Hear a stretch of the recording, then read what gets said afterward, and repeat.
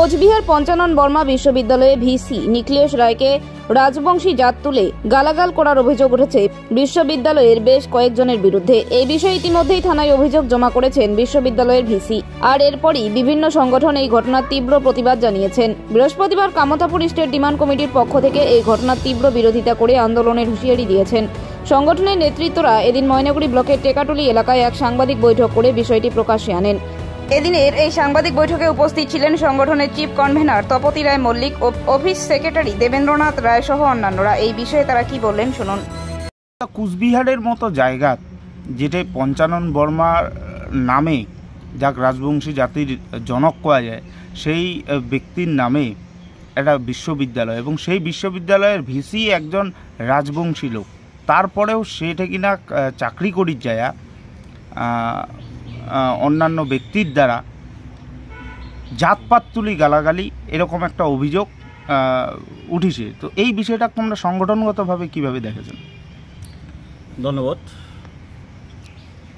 দেখুন,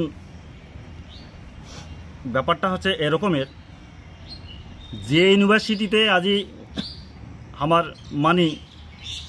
ডাঙ্গুরিয়া প্রফেসর নিখিলেশ রায় vice chancellor হিসেবে কাজ করেছে, সেই ইউনিভার্সিটিই হচ্ছে রাজবংশীর এক আমার জাতির যায় জনক ঠাকুর পঞ্চানন বর্মার নামে ইউনিভার্সিটি। সেই ইউনিভার্সিটির একজন স্বাভাবিক কারণে রাজবংশী হওয়ার পারে, কিন্তু স্বাভাবিক কারণে কি করা হয়েছে, তার যে দীর্ঘ অভিজ্ঞতা, তার যে চিন্তা ভাবনা, শিক্ষার যে দিগন্তগুলো আছে, এই দীর্ঘ অভিজ্ঞতার পরিপ্রেক্ষিতে তাকে তো রাজবংশী বলিয়া তাকে তো ভিসি করা হয় নাই।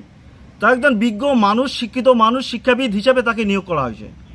আজই যায় এই রাজবংশী কোনো এক জনকের নামে বা ঠাকুর পঞ্চাননের নামে ইউনিভার্সিটিতে একজন রাজবংশী একজন ভিসি হয়েছে। কি কারণে আজকের এই সাংবাদিক বৈঠক?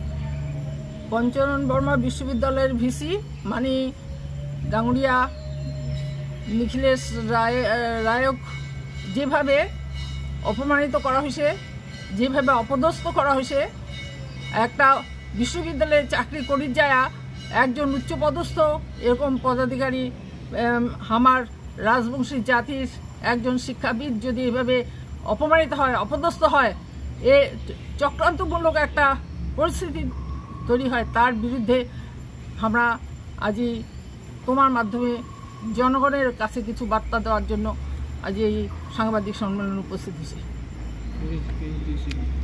কি বার্তা দিবেন?